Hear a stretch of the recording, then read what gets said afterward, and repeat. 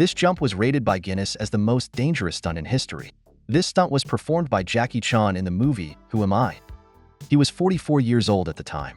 But for the movie, for his master, with simple safety measures, from the Wilhelmswerf building with a height of 70 meters, he jumped from the glass facade. Since then, all insurance companies have blacklisted Jackie Chan. Let's review this classic together. At the end, we will also tell you some little-known facts about this movie. 3 scientists discovered a mysterious ore on the African continent. This ore had extremely strong lethality. On the way back with the ore, the CIA sent a special operations team composed of 11 special forces soldiers from different countries to hijack the scientists and the ore. However, the commander did not allow anyone involved in this matter to live. So, he ordered the pilot responsible for the pickup to create a plane crash to silence them and cover up the fact that they had already obtained the ore. The special operations team was almost completely wiped out. Only Jackie, a member of the team, narrowly escaped. When Jackie was rescued by the local natives, he had lost all his memories due to the violent collision. He had no idea who he was or where he came from. He would only ask everyone he met, "Who am I?" So the natives called him Who Am I? This soon attracted the attention of the CIA. The director also suspected that it was an inside job. He sent Morgan, who was in charge of the South Africa region, to investigate the matter. Jackie settled down in South Africa. He had a good relationship with the child. Jackie taught him the rising and setting of the sun. That day, the tribal chief discovered the wreckage of the plane in the distance. He asked Jackie to go with him to have a look. Jackie looked at the wreckage of the plane, trying hard to recall the past, but he couldn't remember anything. Those comrades in arms from different countries had all been buried. That night, the natives held a bonfire party. A native with a telescope found Jackie. He asked Jackie to go with him. Jackie saw car lights in the distance. He took the telescope and looked, and he really saw several SUVs. Jackie's hands trembled. He could leave this place. The next morning, the chief held a farewell ceremony for Jackie. He also gave Jackie a necklace made of beast teeth. Jackie was reluctant to part with everyone, but he had to go back and find out who he was. 2 natives led Jackie through the jungle, avoiding the ferocious beasts. On the way, he met the special forces soldier from the plane again. Jackie found a piece of paper in his backpack. There was a letter written on the paper. Jackie said goodbye to the 3 natives and set off with a compass and a spear. He saw an SUV. The driver had been bitten by a poisonous snake. Although Jackie had lost his memory, years of experience as a special forces soldier told him what kind of herbs to use to save people. The driver's younger sister saw a savage beside her brother and thought her brother would be eaten, so she immediately ran over to drive Jackie away. Coincidentally, Jackie's mouth was numb from the herbs, and he couldn't speak. In order to scare Jackie, the beauty insisted that her flashlight was a gun. It made Jackie laugh. Jackie spat out the herbs and applied them to her brother's leg. Only then did the beauty let down her guard against Jackie. But Jackie couldn't speak, so the beauty still regarded him as a native. The driver was still in danger. Jackie found a needle and rubber band in the driver's car and picked a coconut from a tree. He made an infusion device. This is a very impressive scene from my childhood. The composition of coconut water is almost the same as that of human body fluids. However, coconut water contains a lot of impurities and fiber, which can easily cause blood clots. Do not imitate this behavior. The beauty was stunned. Is he a native or am I a native? The brother and sister were here to participate in the rally. Jackie's driving skills were also very good. He quickly caught up with the SUV in front. The driver was so scared to see that he was racing with a native that he crashed. Eventually, Jackie won the championship. After getting out of the car, the younger sister rushed her brother to the emergency room. This method of coconut water infusion was only used by people in the military. The doctor was shocked to see that Jackie was a native. He was very shocked. Jackie showed the doctor how his mouth was numb. The doctor finally cured him. Jackie told his younger sister about his amnesia. He asked his younger sister to take him to the city hospital to see an amnesia specialist. Jackie made the headlines for saving the injured driver in time. The CIA boss called Morgan and told him that Jackie was still alive. The boss asked Morgan to find out if anyone else was alive, and if there were, he had to kill them all. At the hospital, a newspaper reporter named Christine wanted to interview Jackie. Now Jackie wasn't in the mood. The only thing he wanted to know was his identity.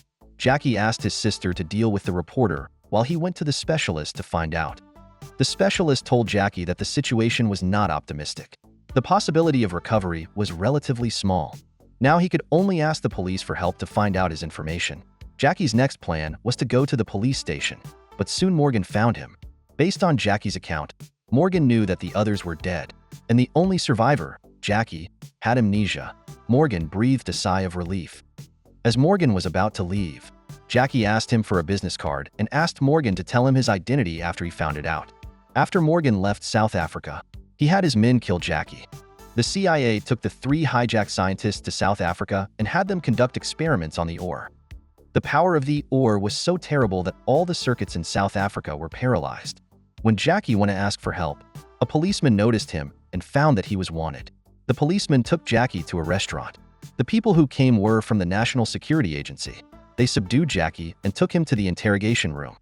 The National Security Agency wanted Jackie to tell them the whereabouts of the 3 scientists, but Jackie had amnesia and couldn't remember what had happened before. The people from the National Security Agency didn't think so.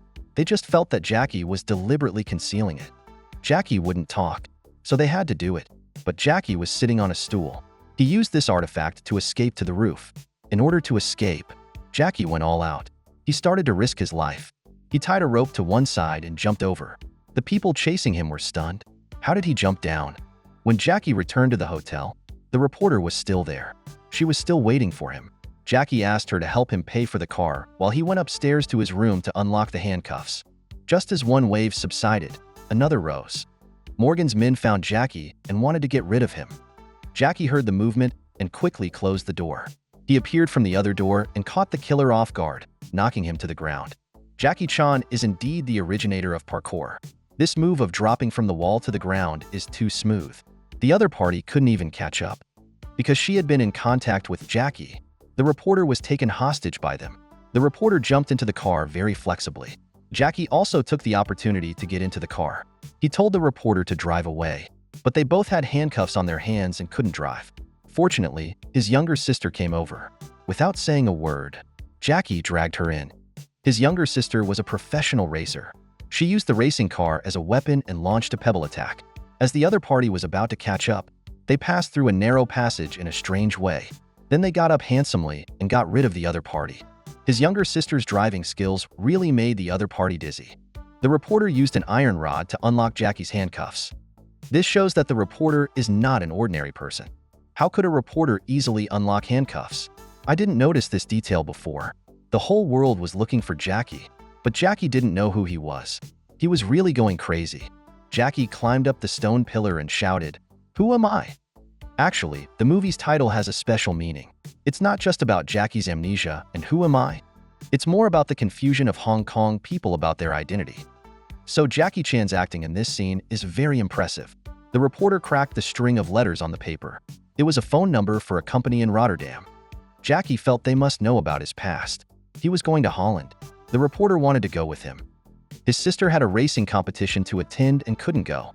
She picked up the reporter's camera and wanted to take a picture. But the reporter snatched the camera back, saying it had no film. She'd go find another one. After arriving in Holland, Jackie found the building, but it was heavily guarded. Even the police couldn't easily enter. He had to go to Morgan for help. Morgan was stunned to learn that Jackie was right across the street. He was completely caught off guard. He told Jackie to stay put while he sent someone to get him. Jackie found a listening device in the reporter's bag. When confronted, the reporter said she would take responsibility for it. She warned Jackie not to trust the person on the phone, but Jackie thought there wouldn't be a problem with the CIA. The reporter told him that there could be bad people in any organization. Jackie sensed something was wrong with her and checked her camera, only to find that it was a gun. She wasn't a reporter at all. Jackie didn't trust her anymore. Christine had to reveal her true identity, telling him that she was with the CIA. Just then, Morgan's men caught up. Jackie thought Christine had sent them after him, so he ran out of the cafe. Jackie ran towards a peculiar building across the street, but there were too many of them. Jackie was caught by a huge guy. Jackie brought the guy to his knees with his legs, breaking free, but he was also forced to the ground. The 3 subdued him and let the thug beat him up. Jackie took a real beating in this scene. Jackie unleashed a series of kicks, pushing them back, and escaped into a furniture store. The fact that Jackie had been barefoot became his weakness. He put on the Dutch clogs, and now he was unstoppable. The Dutch clogs were lethal weapons, leaving his opponents unable to fight back. Let me give you a taste of what it's like to have your toes stepped on. Backup arrived. Jackie had no choice but to run again. The escape was quite thrilling. Saving the puppy, crossing the street, he was really pushing it. After shaking off his pursuers, Jackie called Morgan again. This time, Morgan almost exposed himself. Jackie was beginning to distrust him. He decided to sneak into the building himself to find out. He couldn't get in through the front door, so he had to go through the vents. Morgan stole the or to sell it to a buyer, who also arrived at the building at that moment. Jackie learned the truth in the ventilation duct. He took the opportunity during their transaction to change the account to the Children's Foundation's account and took the disc with the OR's experimental data on it and then left disguised as a waiter.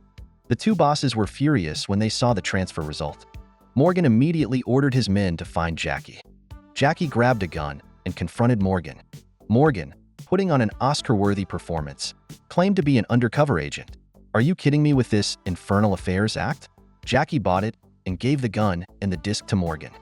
As soon as Morgan got the gun, he dropped the act and fired at Jackie. But the gun wasn't loaded. Morgan had been tricked. Jackie knocked Morgan unconscious and took the disc. Morgan sent his two strongest thugs to retrieve the disc. There were people everywhere downstairs, so Jackie could only run to the roof. The two thugs were arrogant, ordering Jackie to hand over the disc and jump off. The two thugs even said they'd fight him one-on-one, very gentlemanly. The thug with the earring said he could knock Jackie out in 30 seconds. The foreign thug actually started counting. How insulting. But he was indeed very skilled.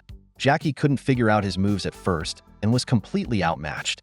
Jackie found an opportunity to grab both his arms. He didn't want to go head-to-head with him, but the thug was using a style of kung fu that focused on arm strength. Jackie was no match for him and could only take the beating. Jackie was like an unkillable cockroach, getting back up again. The thug went all out, but Jackie blocked everything. He grabbed the thug's suit, covered his head, and elbowed him hard in the head. Seeing this, the foreign thug very cleverly took off his suit. Jackie then grabbed the thug's tie and beat him up again. The foreign thug was so scared that he took off his tie. He told the previous thug to back off and decided to take matters into his own hands. This thug had amazing legwork. His kicks were swift, powerful, fluid, and unstoppable. Facing him, Jackie could only defend and dodge. He couldn't find an opportunity to attack. He could only compete with his legwork. They kicked each other fiercely, neither willing to back down. After they stopped, they both rubbed their legs. Jackie was about to use his advantage. He came to a railing and used the environment to his advantage, toying with the thug. But the other thug, fighting dirty, took the opportunity to attack. The two no longer underestimated Jackie and decided to gang up on him. It was hard to fight two against one. Jackie was beaten back and forth, nearly falling off the edge. That height was enough to make anyone's legs go weak. In this narrow space, Jackie used his strengths, but the disc fell into the parking lot during the fight. Morgan was going down to get it and told the two to finish Jackie off quickly. Jackie picked up the flower on the ground and gave them a critical hit. The thug with the earring also picked up a brick and knocked Jackie to the ground. At this critical moment, Jackie grabbed his earring. The thug screamed in pain. Jackie spun like a top, spinning and spinning, until the earring was straightened. The foreign thug was stunned, unable to stand still. The two were truly impressed by Jackie. More pursuers were on their way. High energy ahead. Here comes the iconic scene. This jump broke the Guinness World Record. All the insurance companies refused to insure Jackie Chan after this. Jackie used the bracelet given to him by the tribe leader to break the glass and continued to chase Morgan. Christine appeared from the other side in a small car. She had everything set up. Morgan couldn't escape. Morgan was being pursued by land, sea, and air. The bridge folded up. Morgan's death was well-deserved. Christine's true identity was a high-ranking CIA official. Two cool roundhouse kicks knocked Morgan down. The CIA gave Jackie his identity information. Jackie finally knew who he was. In the end, Jackie returned to the tribe. Who Am I? Is a Hong Kong action film directed by Benny Chan and Jackie Chan, starring Jackie Chan, Michelle Ferrer, and Mirai Yamamoto. The most memorable scene in the film is Jackie Chan's thrilling jump from the building. Jackie Chan was 43 years old at the time. It's fair to say that he was no spring chicken anymore, so he didn't need to push himself so hard. But that year, his master passed away, and Jackie Chan decided to dedicate that jump to his master. Before the jump, they checked the glass for nails and placed mats at the bottom of the building, but the mats were very small. Ambulances and police cars were waiting at the bottom of the building. The government, to facilitate the filming, even closed off the road. From the end credits of the film, we can see that the jump was done in 2 takes. Otherwise, it would have been impossible to stop at the end. But even with perfect safety measures and $100 million, would you dare to jump from a height of 70 meters? Would you? It is precisely because of Jackie Chan's dedication to filmmaking that he has gained a huge fan base and international recognition. Initially, the film was not planned to be shot in Rotterdam, Netherlands. However, when Jackie Chan was invited to a film festival in the Netherlands and received an invitation from the mayor of Rotterdam, it was decided to shoot there. Therefore, the city government not only closed the bridge and roads, providing convenience for the shooting, but also invited special forces to participate, fully armed, which resulted in the final chase scene involving land, sea, and air forces. To have the military cooperate in making a film, Jackie Chan must be quite influential. What other Jackie Chan movies do you like? Let us know in the comments section below. Alright, that's it for today's video.